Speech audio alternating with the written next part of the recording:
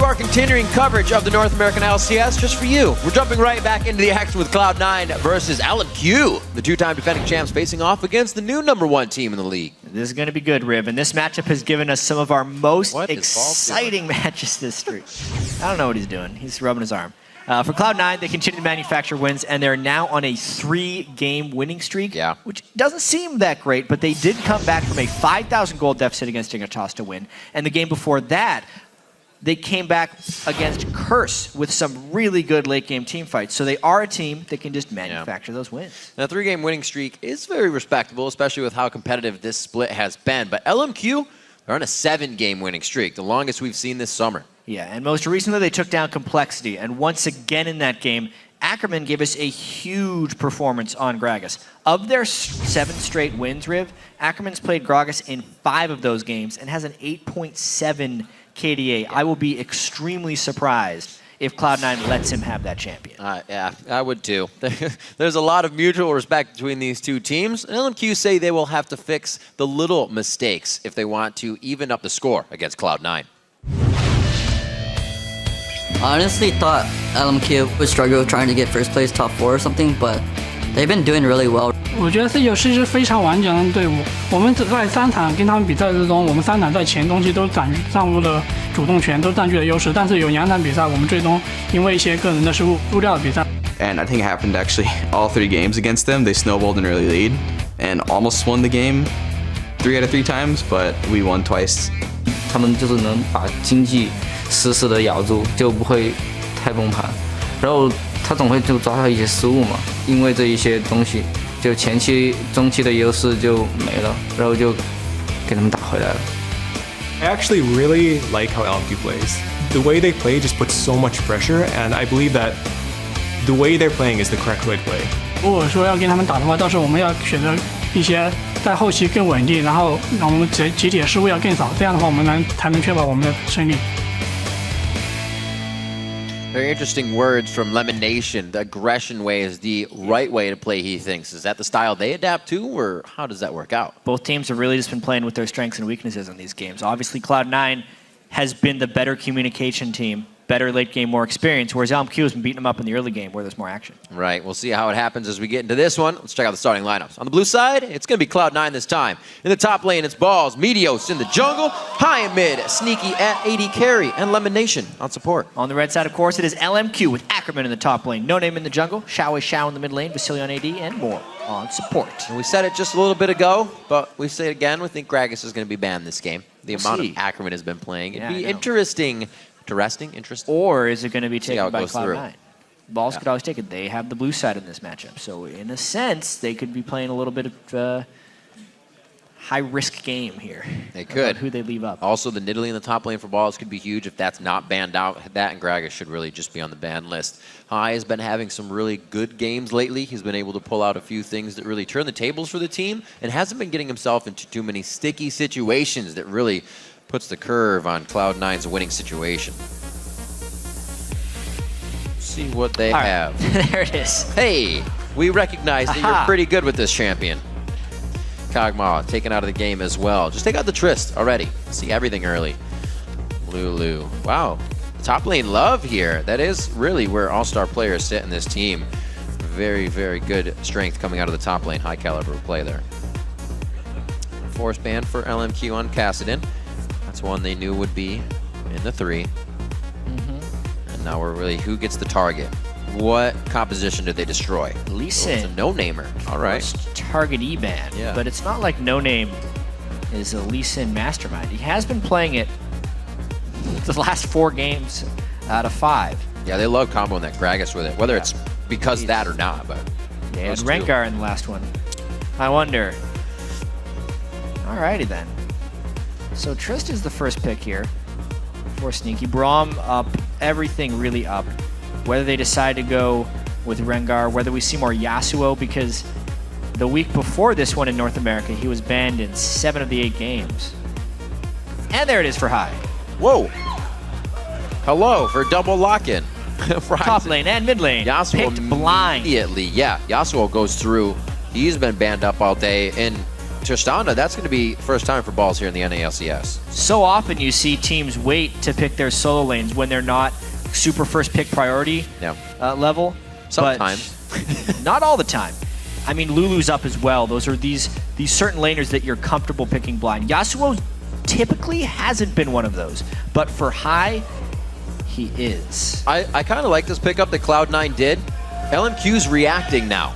Well, Right. how do they react? Right, with a poke comp, potentially. Jace Xerath is a thing that LMQ may very well run. Jace in the top lane on Ackerman. They could do it. Do it! I want to see it. I like how fast Cloud9 locked in. Yeah. The thing that hits LMQ the most is deviating from what they get in Champion Select. Now they're reacting, it looks like, to what just happened. This deviation may hurt them, but it also may solidify a win as well. This is also a bit of a mind game here. Jace can be a flex pick. Yep. He has been seen in the mid lane in other regions. Xerath is a much more common mid laner though lately, and Ackerman does play it in the top lane. Look at Cloud9. First pick here in the NA LCS. All right. He was banned that 1 week when Probably was practicing him in mid lane. That's what that ban is for. Wow. So Cloud9's got to... They have to see this coming. They see the Ezreal very poke-based. They must know something along the lines of a Xerath is coming. They have to try and get initiation or catch potential right now. Morgana is still up. That's great catch potential. And then move speed there from Nunu. Nicely done. Might be a little tricky for them to get fights. My word. Of course, that's the poke comp. That's so much pain from far. All right. What a gathering of champions that LMQ has put together here in light of seeing a quick rise and Yasuo pick up for second and third on the side of Cloud9. We're going to have a match on our hands. Top tier LMQ, #1 right now in the league, and Cloud9's clawing their way right to that spot as they try. We're going to get to find out how obnoxious his composition is to play against, because LMQ has been playing a lot of it in scrims, and it is apparently quite lethal. They have a wind wall to block one skill shot, pretty much. Yep. And then Cloud9's going to have a very strong split-pushing presence and ability to flank to get team fights if they want this to work. Ackerman's going to have to be very coy with his acceleration gates as well, because if it's down, it means Cloud9 could initiate. They do have that movement speed, a few stats to give themselves to really relay and get back into a fight. As the teams load onto the Rift, let's load up the vote, see how you guys are calling this matchup. According to LOLesports.com, it's very close. 56% of you are giving this one to Cloud9, but that could change. That's what happens when you have the first place team against a team tied for second. You can change that as well by tweeting hashtag C9win or hashtag LMQwin to us at LOL Esports throughout the game. Got to remember, ones to watch coming into this, as we said throughout the week, will be high, seeing if he can keep the team going.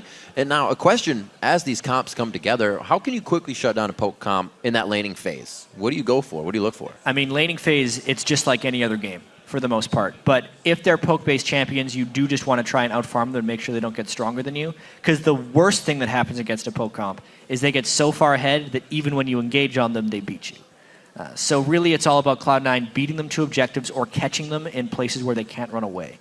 And that actually is somewhat isolated from the laning phase. Laning phase is just kind of like any other game. Both of these teams have a great laning phase, excel at that first dragon fight, so I'm sure everybody's going to be clashing heads in this one.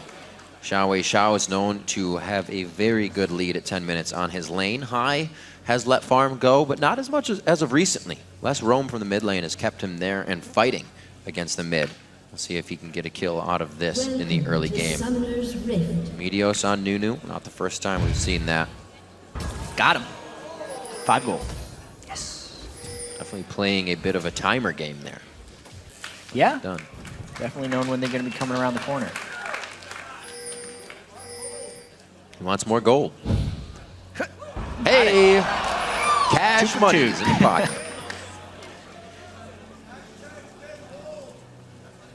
All right, then. Looks like he's actually... They're going to be walking over a ward, but I like this. LemonNation distraction, 3-person huddle. Want to do a 3-man invade early. Meteos wants to try and neutralize NoName as much as possible here.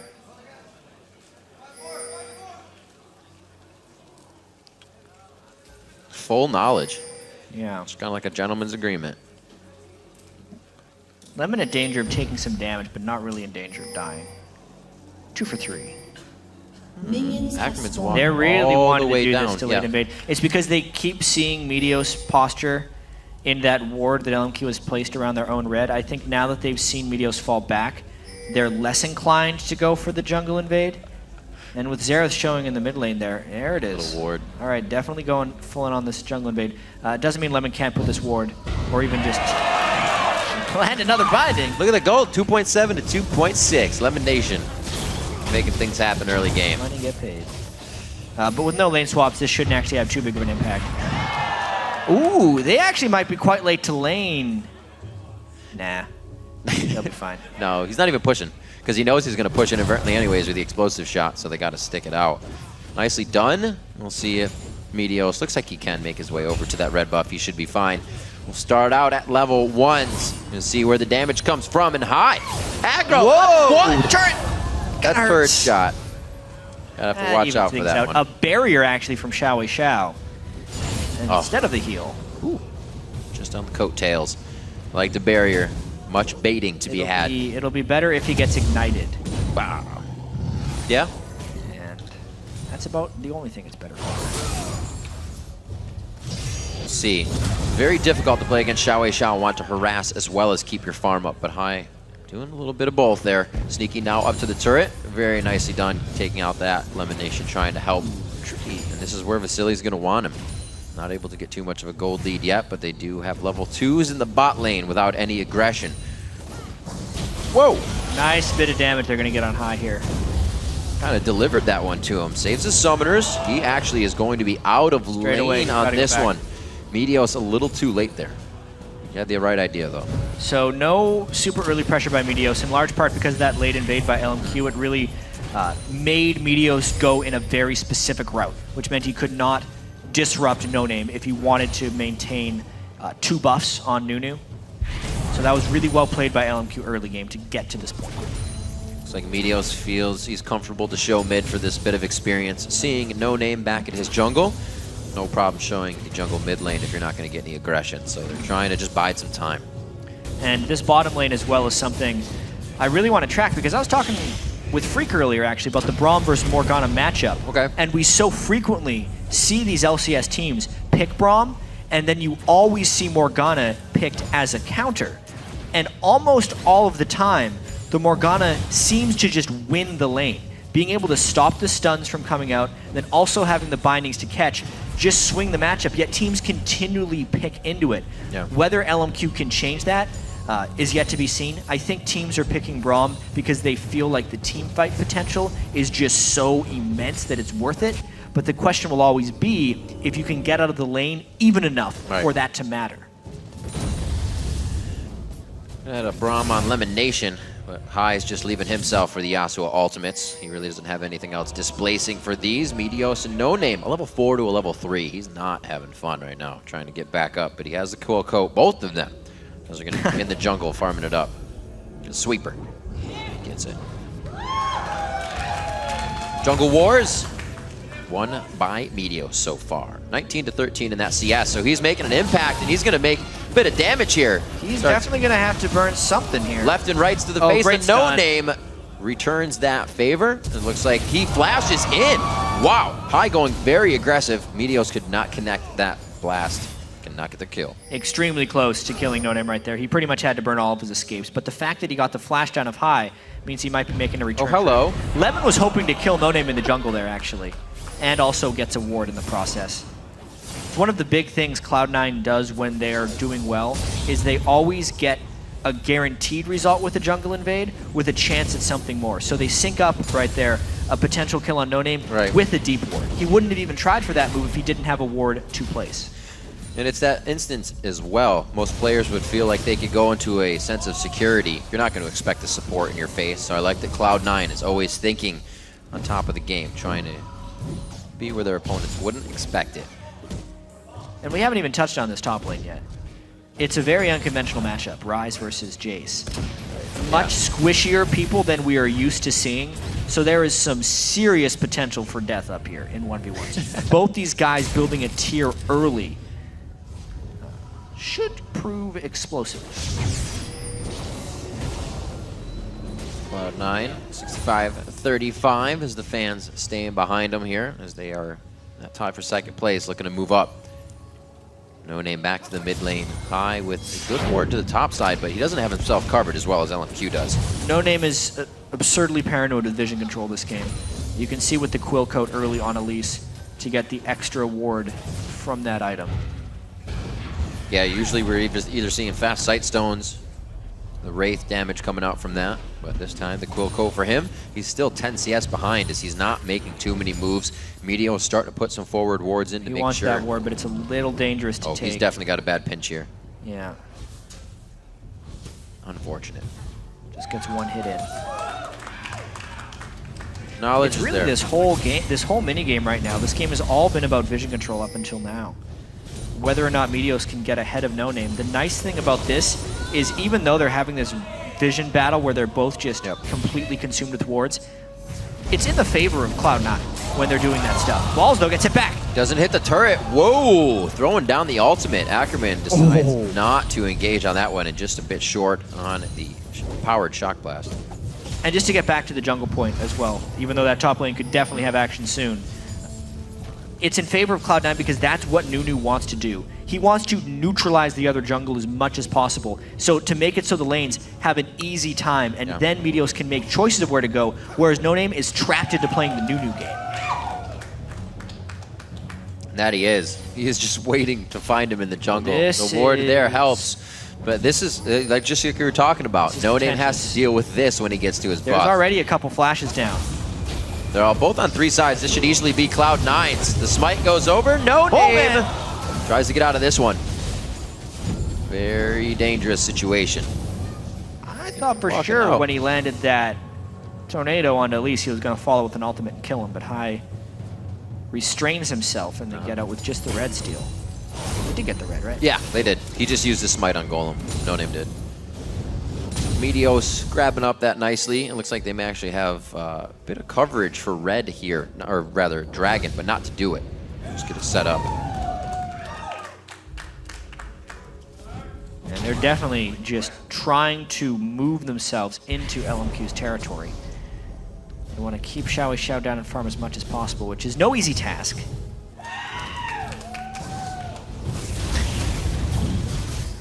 They've been dispersed. They get their forward wards in.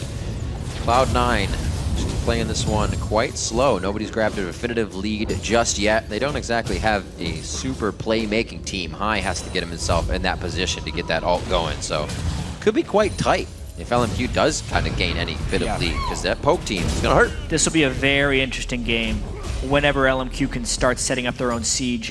Whether or not Cloud9 can get the right type of team fights, because they're put in the position where they have to try and engage as quickly as possible. So very high pressure situations will happen in this game.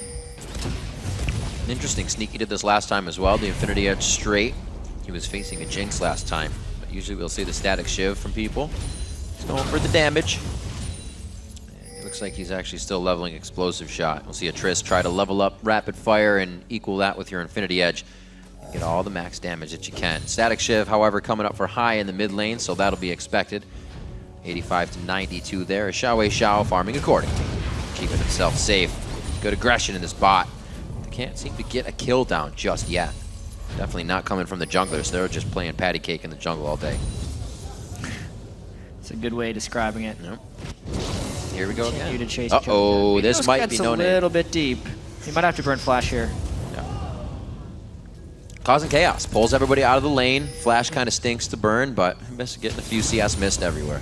Keeping these solo lanes even with the incredibly skilled lanes of LMQ. This is the thing. Cloud9 has excelled in games in the past when this was the standard laning phase. I mean, when Balls gets to play Ryze top, even though he hasn't been getting to play it much recently, he's 6-0 as Ryze in NA LCS history. That's across all of his NA LCS games. But it's so good for him when he's on a damage-dealing top laner like this. Safely farming as a squishy champion in the top lane, in large part because Meteos has held so much control over where NoName goes. He might be able to play off the aggression of Ackerman here. Yeah. Oh! Meteos. They saw him, right? I don't know. No ping. No. Well, they see him now. He's like, all right, I give up. Well played there. Ackerman, he did go aggro once onto balls. They were hoping for that again, but he's played it safe. Very calm, cool, and collected in that top lane. Nobody really wants to be the first one to give up first blood here. It's going to be getting tense, and there will definitely be a dragon to be had if that first blood happens from mid to the bottom side of the map. Just a 400 gold lead, and I think that's from the wards these guys have been clearing. The lanes are just about even. Yeah. The question will be whether Cloud9's plays 400 more golds worth of wards in the game to keep the itemization. It's the LemonNation bindings. Because you look at the items, and they're all pretty close. Ackerman trying to get his Muramana as quickly as possible, or Manamune, which will turn into Muramana. Vasilii just trying to farm up desperately for Trinity Force. No one really jumping ahead on items yet. Surprised that the Sneaky went with the BF sword on Trist instead of a static Shiv for more wave clear, since they are specifically against a poke team, and they do not have very strong wave clear at all if a siege situation does come about. Right. The static Shiv would be, I think, incredibly important. But he wants that Infinity Edge first. All right. Good bush control coming from Moore. No lockdown yet in any lane. Sneaky farming up 112 to 116. Almost helping a little bit without that static shift to keep the lane right in the middle for himself. We saw how easy it was for Vasilii to just mystic shot him to the turret when he needed. Still waiting for Dragon to go down. Both teams giving each other a lot of respect in the compositions they've brought to the table. No real strong engages. Just kind of sight given, aggression given, and then they turn around and walk back. And it's crazy considering these are actually pretty aggressive lanes. Yeah. And pretty aggressive kill teams lanes as well. LMQ is a team that plays exceedingly aggressive. Although they did say that Cloud9 capitalizes so well on their mistakes, so their previous 2 defeats to Cloud9 may have them playing more passively right now, just trying to avoid the mistakes that have plagued them in the past. And this could be that deviation that LMQ talks about that they don't want to do in Champion Select. Those were fast pickups of Yasuo and Ryze, and we haven't seen LMQ picking up that Jace anytime soon, so they have reactively picked into this. They have, but at least it's something LMQ has practiced. Right. This still will work for them. Oh! Almost getting that hit up from Xerath. Good fight here. Morris just walking right into the fight. Locks it up. Vasilii. Arcane shifts out into the True Shot barrage. They get a good bit of damage. Nobody goes down on either side, but that Dragon nicely going over to Cloud9. That's the kind of decisive stuff Cloud9 needs to do. If they would have danced around that Dragon, they would have been poked out. And you could see when LMQ did try to collapse in, they couldn't really do it unless they had preemptive poke to begin the fight. It's just an extra shot. Jace kills turrets fast when you leave his Ryze, though, that's for sure. That's an injecting trait if I've ever seen one. Falls without teleport. He's going to be running back. So he gets back in time. 128 to 124. Didn't lose too much in that as Cloud9 tries to start picking up a little bit of vision around the map. XiaoWeiXiao nicely clearing this one out as well. He'll do his farm thing, just trying to stay strong. Has had quite a bit of luck bringing out the Xerath lately. His champion pool has just been outstanding throughout the LCS split. I think we saw the most fault in his play on the Pantheon they tried to bring out mid. Other than that, very comfortable in the champion pools that LMQ can bring to the table. I guess that'll help you get to #1 at some point. Definitely will help you get to #1. Look at the ward play. It's just... How many ward kills have there been in this game? It's got to be some kind of record for 15 minutes. Static Shiv is completed on high, even if that's not the direction Sneaky is going. Sneaky has enough gold for Infinity Edge. 2,600 gold. Yes, He's sir. just hanging out, burning a hole in his pocket, hits 2,700. But if you're going to be safe in lane, the time to back. You don't back when you're going to lose a whole minion wave or when your turret's going to take damage. So without the time, he finds it now. 22.4 to 21.2. Dragon helping a little bit with that gold lead, and now the impact plays could be coming out of the damage. Items finished on that side of Cloud9. Just about finished up on the side of LMQ. Here's the siege, though. Yeah. How quickly will Cloud9 initiate? They're trying to flank. Oh, fine! Oh, High gets it in for himself. He goes right into the fight. What an absolute zero from Meteos. Moore is tripping on his own feet to get out of this one, and High picks up a double kill with a self-initiated last breath. That siege didn't last long, that's for sure. That was such a quick collapse by Cloud9. They knew exactly what to do against that. LMQ didn't have the proper vision control. LemonNation landed the bindings he needed to, and they just destroyed in after the acceleration gate was down. It was exactly what Cloud9 needed to do, and it gives them 3 easy kills. Explosive first fight, right in the mid lane too, just opening up the map. 4,000 gold lead comes out of that. Dark binding over the wall, and good dodge from Vasilii. So Meteos and crew now denying resources all around the jungle as they know some breathing room now given to them. They have LMQ on the back foot. Nicely controlled as well. They're not super fast pushing this, taking their time to get everything they can out of it and make sure LMQ is really running thin. The siege like that being so quick. LemonNation such good play. Onto such a priority target as well. Just a huge amount of damage before any poke could be laid down. That's the key to all this. I feel like LMQ went up to the turret far too early. That is the most dangerous place for the poke comp to be, is right next to the turret. They need to land the siege before they put all 5 people at risk like that. He's at least hit a few health bars before you're taking down the turrets. An unfortunate turn of events for LMQ, but first blood and a turret in their favor going for Cloud9. Now with Tristan in the bottom lane, Sneaky has gonna get, I believe, a second item already after that fight. 2 assists, put him on a static shiv if he's gonna get it, or the Phantom Dancer for max damage. Berserker Greaves. I'm a liar. Hey, he's getting there. He'll have it soon enough. LMQ though trying to keep pressure in the mid lane. They're afraid. Definitely have to respect. They have the wards to see that hardly anyone is around them, but just straight down the lane, there's still an initiation from high to be had there. That's what they just got, and they don't want to get it again. Definitely not. Minute 30 on Dragon. They're going to bide their time here. Rod of Ages stacking up, so Boss is only going to be stronger coming into these fights. Teleport's going to be down for him, up for Ackerman. But this could be the turret, though. There's just not the people in position. LMQ trying to be relentless. This will be round 2. Balls has his teleport up, so when Meteos comes in behind, expect to teleport as well. This has to be the fight. They do not want to get sieged, and the acceleration gate is down as far as retreats are concerned. I'm looking for Meteos to lay down a ward for this teleport to come in. LMQ realized how dangerous they were being right there. Good wards behind them. Keeping that safety in. High, taking a bit too much damage. This is what you were talking about, those health bars getting low. Now the siege can be a little bit more effective. A minion way behind, see if they keep it steady. Cloud9 doesn't have the best ward for Balls to teleport in on right now. They would love to have one in the mid lane right behind LMQ.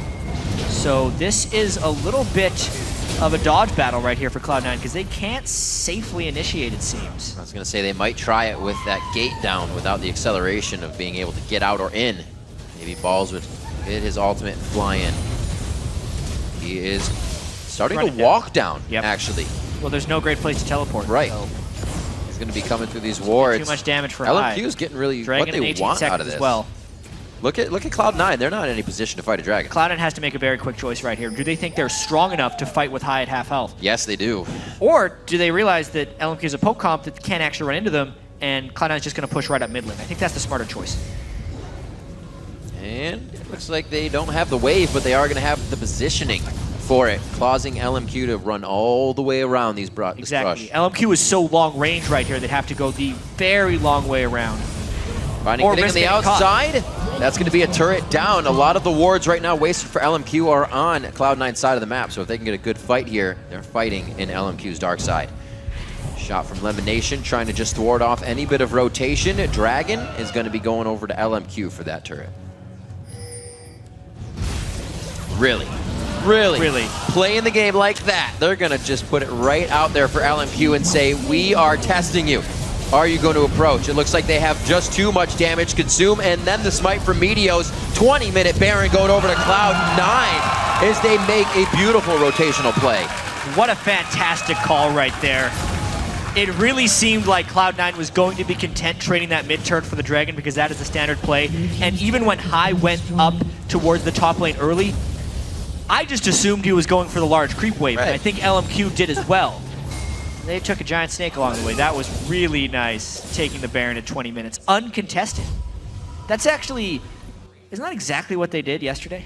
LMQ? Toss? Yeah. No, they got a 23-minute Baron, yep. Cloud9, yeah, man. Little taste of their own medicine.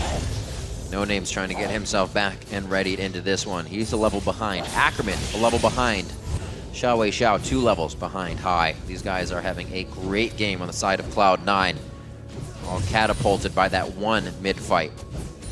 And just superior team communication. It's that one voice. Yeah, High is really on point. He's on Yasuo. It gets banned against them pretty much all the time. When he is comfortable on his champion, he is more likely to make strong shot calls as well. Wow. Dangerous to have that single point of failure on a team, but when it doesn't fail, it's really, really good. Everything working out for them. Such an early Rod of Ages from Balls and his Seraph's Embrace. Rather, Archangel's being stacked up at 600 right now, so he's very close to getting himself more protection and more engage. This could be the 4th turret of the game here for Cloud9 as they bear down on the bottom lane. LemonNation taking some shots. Will be hard for them to siege, though, against this. Yeah, poke they have good wards. LMQ. They got to get some flank attacks in. Ooh, Pasaki indeed. Misses that one out. And he's going to back off. Doesn't want to take too much poke. They could get a good side swipe here onto XiaoWeiXiao, but there'd just be too much movement probably to get there in time. Spreading LMQ thin. Can Cloud9 get the engage they want here? Well, High has by Daerek himself, off on the side, so you'd assume they have a little bit better chance, but you can see they've yet to touch that turret. Just because the Jace and Ezreal combined wave clear is pretty spectacular as well. It's almost like they need to split up into 3 lanes. High's calling, kite the fight, make sure you're in a safe spot. I'm going to get a full push on the top wave as the map objective free. We need to get more spread. With the Seraph going from mid to bottom, it's too close.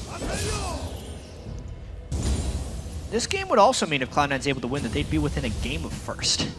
Wow. Which, when you consider how much Cloud9 has struggled this split, would be rather spectacular. It's like a struggling Cloud9 is still one of the best teams in North America. It shows you how dominant they have been these last 2 splits. They make it count when they need to. That's why this game was so hyped coming in as well. LMQ, the largest lead they've ever had in first place coming in. 2 games. And Cloud9, the 2-time defending champs. Yeah. And this is LMQ. You're trying to break, what, 6-7 game winning streak here? So that's going to be tough on their momentum. Nice job by High to keep himself strong. And he's now easily in split push mode. Baron on top of the items he has, easily surmounting anybody on LMQ to face him 1v1. LMQ does not have that answer. What about 2? Oh, wow. And the exhaust pulled out there. Very nicely done by High in a 2v1 situation. Summoner heal down from Vasilii, and they are trying to spread LMQ thin between mid and top now.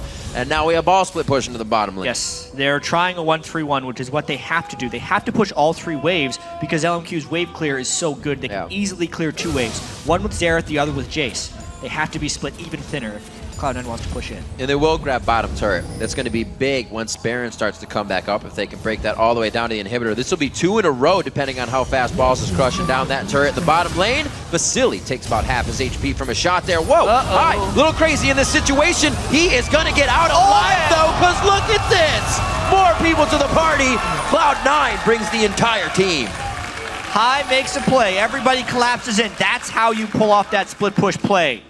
High playing out of his mind. Cloud9 well coordinated. They're looking for a quick and decisive victory over this poke comp try from LMQ. We did call him. Whoa. Okay, we didn't see XiaoWeiXiao, but Balls did, and the team was ready to act on that flash.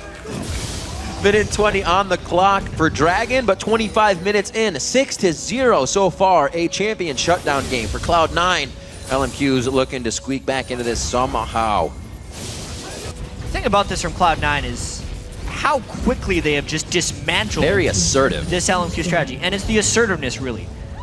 A lot of other teams take time to set up the right play against these poke comps, but you can immediately see as soon as one siege didn't work, 1-3-1 split push, High, draws attention, pulls off some amazingly great jukes, waits for the backup, gets the ultimate off as Balls is arriving. It's just like everyone is one person right now for Cloud9.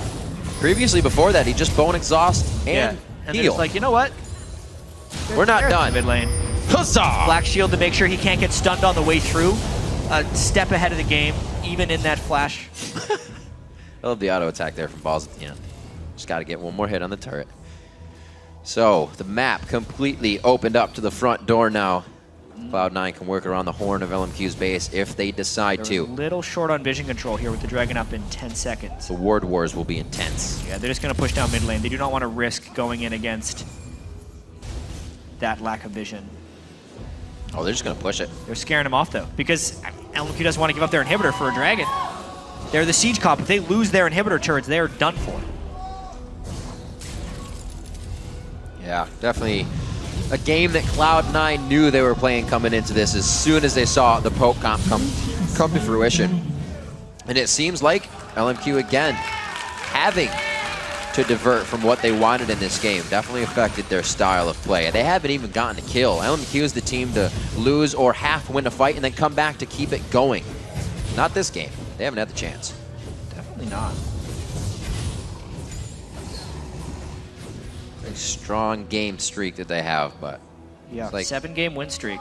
Looking like it's going to be coming to an end right here as Cloud9 is surging towards Super Week. It's crazy. I mean, there's this poke comp that they're trying to run with Ezreal, Xerath, Jason, Elise, and it is attractive in the sense that it can poke so well with Jason, Xerath. You can see if they get ahead, right, it would just be this ridiculous barrage of aggression. But they're actually lacking really strong disengage. They don't have big-time move speed boost that we've seen. Like, they pick the Braum, but it almost seems like they'd be better suited with the Karma. Yeah. Because if someone comes at them, they could actually get an extra speed away. Right. A little bit surprised at how easily Cloud9 is initiating on them. Obviously, Cloud9 is incredibly decisive in doing so, and they picked the last two. They kind of smelled out the composition in Champ Select and picked Strong Engage. Right. But it's really just a mismatch at this point. Oh. I would have put it past Hyde to get his own engage on that one. 4 deep in the team because Cloud9 was right on his heels. Saris and Brace finished up on balls. These guys are far and ahead, 11,000 gold, I should say, in the lead. They only have 5 more turrets on the map to drop. They're just trying to pick out LMQ wherever they can in the jungle. Like you said, Jet, once those inhibitors go down, it's going to be very tough. But I'm surprised LMQ is giving Cloud9 the time of day outside the base this much. It's a lot of risk being out this far. Ooh. Whoa. Oh. He's got to land sometime.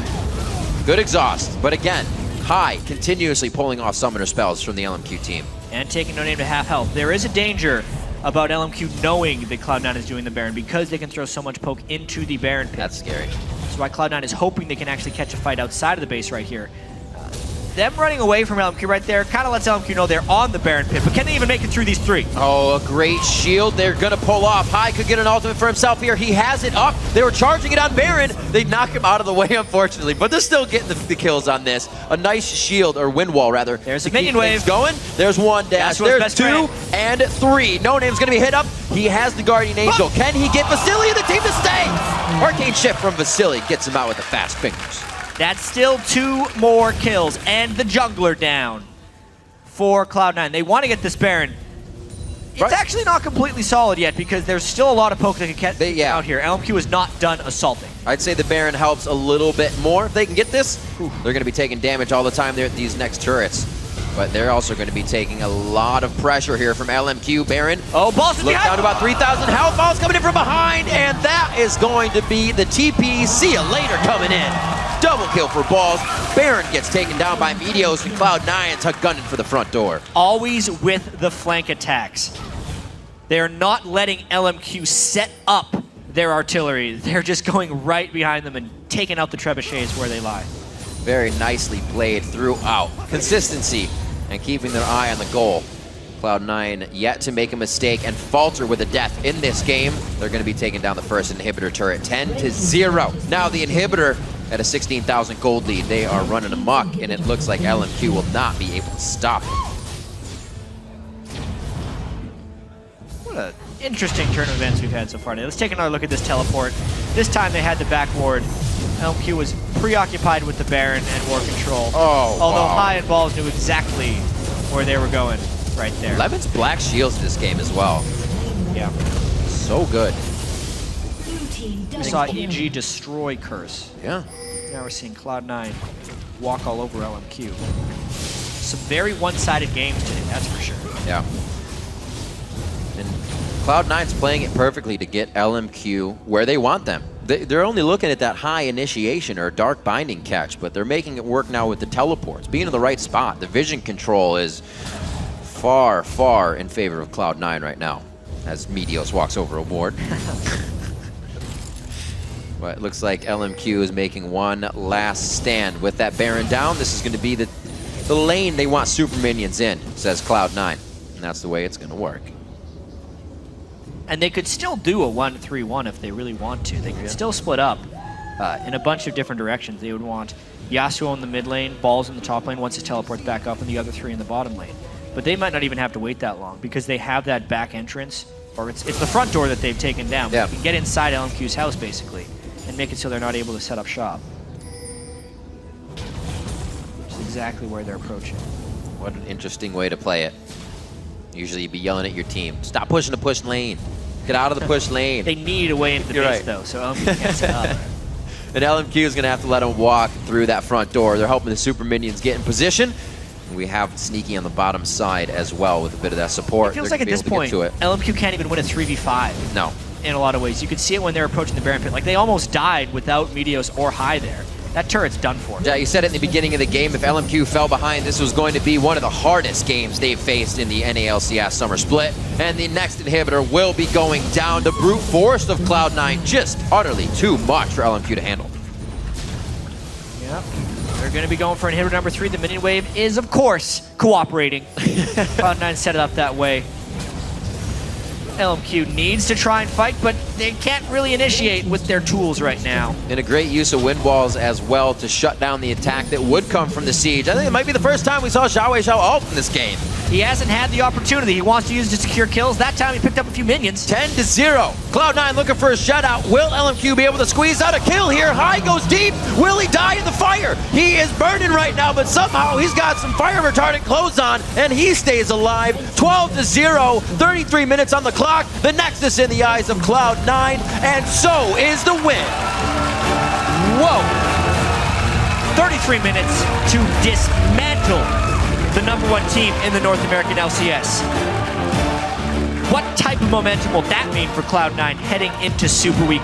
1 game out of first. Man, the guy right there, front line. Both these teams, LMQ likes the pressure. I think that's the right thing. We should play that aggression. And boy, did they. LemonNation said that in the pre-roll to the game, that aggression from LMQ is the right way to play. And man, did they bring that to the table. They really just Aggression. completely picked LMQ apart. The instant LMQ tried to set up their siege, Cloud9, they knew that story. They knew how it ended. They just need to find the flank. They found it immediately. They picked up a quick 3 kills. They said, all right, LMQ's going to try and come back. They're going to try and posture around the Dragon. And also, they're not that mobile of a team, despite being a poke comp. Let's just take Baron. And when that happened, there was no coming back.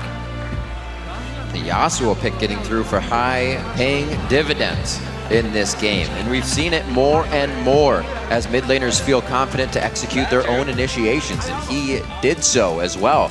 LMQ got a little too close to that turret, and then the rest of the team, LemonNation coming in with great dark bindings, and that initial soul shackle was really huge for the fight. Everybody played so well. Yep, LemonNation 1-0-10. The lane didn't really go in either direction, but the Braum was definitely not very effective this game. Another one of these pick Morgana into the Braum win matchups that we have been seeing so much of. It's something we saw in this game that we saw an inkling of in the Curse game, as we saw Quas help dominate with his red. Both AD carry lanes helped their junglers in the beginning, and there was much more impact from the junglers to be in each other's faces. Like I said, they were playing patty cake all game, and the bottom laners, like, no fight there. So a little bit difference of style and play, wanting the lanes to get snowballed from the jungler more than just relying on your bottom lane to come out late game. Picks Very and cool. bans, of course, Very we get cool. another victory for Balls' Rise. 7-0 now in NLCS play on that champion. It's crazy. They picked it really early. They picked it not even knowing what LMQ was going to pick. They locked that in fast with the Yasuo, and then LMQ was kind of left on the teeter-totter to figure what do they pick. It shows a little bit of vulnerability for LMQ if you consider that both of Cloud9's solo lanes were picked, and then LMQ had a full opportunity to counter those choices, yet still when you watch the game play out, it looked like Cloud9 had a considerable advantage from the pick and ban. We know that LMQ has hesitated in the past to adapt mid-swing and say, we need to stick with what we strategized with. Yeah. But in certain situations, if Cloud9 is showing them their exact hand and they do not choose to counter, and they just say, we were going to play a poke comp, let's continue to play a poke comp, being oblivious to the fact that there's a lot of catch Cloud9 can still go in. They already have a Yasuo, who is one of the best diving assassins in the game, already on their lineup. It's going to be tough. Give him multiple shields as well, at least to get through his own flow. And then the black shields, like we said from LemonNation, creating a lot of plays. And Cloud9's game this time really was inside the head of LMQ. Once they saw that poke comp, and as you mentioned, once that poke comp gets behind, you can dictate and they will walk to the beat of your drum however they want. Cloud9 went to Baron, pulled off, took a fight. They tried to do other things. And like I said, I was very surprised LMQ was giving them the time of day outside the base. But that's the team LMQ is. They'll still try to get back into it. And they just didn't have the tools to do so in this game. I mean, on the year now, it's 3-1 for Cloud9. I think that's really interesting as we move towards Super Week in the playoffs, especially if these guys do end up being the top 2 seeds. A lot's still undecided because it's really tight now, especially with LMQ getting knocked down a peg. A first-round bye isn't even guaranteed for LMQ. Depending on how TSM does against CLG in this next game, Cloud9 and TSM could both only be 1 game back of LMQ by the end of the week. Remember in the previous pre-roll, it was either Ackerman or Moore who said beating Cloud9 really means something to us. Cloud9 came out the better during the summer split. So for the straight story on Cloud9's win, let's throw it over to Freak and Dash. Thanks, Riv. We want to welcome Sneaky and Hi to the desk after a very methodical win against LMQ there. And now to jump right into it. Hi, you guys seem to land on a really, really awesome comp. And when we were talking about it during the game, we were like, this is the perfect comp for Cloud9 and the way that they're playing currently. So did Champion Select go as planned? I think Champion Select went really well for us. Lemon's like the master of that. It went basically down to exactly how we wanted it to. And as far as the playstyle fitting us, I got to have a champion that can go in, Yasuo, and I'm a pretty good initiator for the team, and it normally works better when I can dive their backline. So I got a champion that got to do that. Balls got to play a hyper carry top, and Sneaky got to play a hyper carry AD carry. So it's just we have our big 3 threats again, and the fact that I can dive into them helps our playstyle a lot. And Sneaky, you managed to, I guess, knock down turrets this game more so than champions you were joking at before this one. We know Vasilii actually as he's the highest CS at 1080 carry in the North American LCS. Their bot lane tends to do very, very well in lane. Did you feel any pressure in this game at all, or were you like, well, I've got Lemon supporting me, it's fine? Well, a lot of it has to do with the matchup. So I was Tristana versus Ezreal Braum, where Ezreal Braum can pressure, but they have to land their Qs, which I think I was dodging almost all of them. So they couldn't really do anything to us, and we kind of just made it a farm lane the entire time. And so when you're coming out of a farm lane, then what's sort of your goal on the team? It feels like you guys are playing these late game champions. Are you saying, just be safe from ganks and we'll wait to see what happens in team fights? Well, obviously the goal is to win your lane, but there wasn't much of that possible. So outside of that, we do want to just survive and do the most damage as possible. Okay. So Hi, staying on the same topic of the new play, or a play style, right? You guys seem to be more willing to let games go later, farm up, and are confident in your team fights and engages that you'll let the games go that late. Is that a concern when you look forward against teams that do play more aggressive early? Well, I'm down to fight early game if the enemy team wants to, but their team comp, all they want to do is poke until we got too low HP to where we couldn't fight. So we just had to avoid that until the point where we're strong enough to tower dive. We could start tower diving them. It doesn't matter if they can poke us because we can just charge at them. So we had to wait a bit for our team comp to get a bit stronger to do what we wanted. So while the game went on longer than I guess it should have, maybe, it's just how the team comps go. When you have a poke comp that can wave clear, you don't really have that great of a siege comp. You have to wait until your comp can start diving their poke comp. So. And all right, heck, you guys dived really well, so I guess that worked out really well. We'll actually move into our first replay then, where you guys do start picking a fight. Sneaky, if you want to go in on this one, this is your first blood around the mid lane outer turret. If you want to talk to me what your and the rest of the team's goals were here. Well, I think the call was to go on them, and I think Hai had a really good tornado onto Elise, which basically just initiated the fight for us. And it kind of just went really well for us just after that. Like, they had to run, and they couldn't actually fight. So it was just free. I honestly barely did anything in this fight. Okay, fair. I tried to get a reset on Moore, but I didn't get the kill, and it's whatever. Hi, any extra insight then as the guy who actually started the battle then? They were trying to do things they couldn't. One, they can't really hit the turret because I just went well in front of it. Two, they're right next to my turret, so if I ultimate them under my turret, I'm not really afraid of dying. and that they're just so weak that they couldn't actually kill me if I went in. And it's just a terrible idea for them to try and siege mid turret. But they were running out of options because bot was losing, top was losing. So they had to use their team comp to start pushing turrets. It's just that they were too far behind to actually be able to do that at that point in the game. So they got punished for trying to do something they couldn't. What do you think they should have done then to not have this desperation, oh crap, siege mid out of turret moment? Not lose all bot and top. Just lane better and you got your way in. Yeah, I mean, that's kind of what happens. If you have a siege comp and you lose lane phase, what do you do after that? You try to push mid and siege, and if you're just too weak to siege, your comp is kind of dead. Okay. Well, so talk to me about the early game. Given the fact that they had some pretty decent laning picks, Jace versus Ryze, Xerath versus Yasuo, and then Ezreal and Braum, like all those champions should do well in the lanes that they were picked into. So what was it that allowed you guys to come out either even or ahead of every single lane? So it wasn't that we were killing them in lane. That's not how we were winning lane. We were winning lane through our pressure and the times we backed. So we would get maybe like a good buy. We get a lot of wards into their jungle. We see where Elise is, and we just have control of the lane, even if that doesn't mean they're dead. Even if they're alive, as long as you have control of the lane, you're allowed to do what you want to do. So for Nunu, he got to go wherever he wanted in the jungle because top was pushing, mid was pushing, bot was pushing, and we had sights of Elise the entire time. So they couldn't do a play that we wouldn't be ready for just because we had control of the map and through the lanes. So while it didn't seem like we were stronger, we just had map control. So. Yeah, and that went really well for you guys. So actually, let's go into the second replay then. This is the top lane tier 2 where the battle off starts out. I guess, Hi, you once again start this one with the wind wall under the turret. Okay, well, is this after I ulted him or before? Oh, okay, so I go onto Ezreal here, and then I'm getting jumped on. So I tell them, or Lemon's telling the rest of the team to come up. And once again, they did like 1 damage to me. So then they're trying to do something to get back into the game. And at this point in time, they didn't do it correctly, and they're just too far behind. There's not much they could do at that point when we're just so fed and they can't fight us. It seems like you guys just kind of got control, and then the game was just sort of business as usual for you guys. So, Sneaky, be honest with me there. Was there a moment of like, oh no, Hi is actually caught out, or was that all planned kind of a situation? We were really ready for that kind of fight to happen, so it wasn't, oh god, he's going to die. And I was mid. I was like, all right, I know Xerath's here. He can't be there. He can't really die.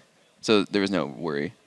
Okay, so then you guys have 4 games left until playoffs. You're a game behind first place. You guys haven't ended a season outside of first place yet. So how's the mood of the team going? And I know you guys had this like rough patch in the middle. Are you guys ready to be #1 NA again? Is that what you guys feel like you are right now?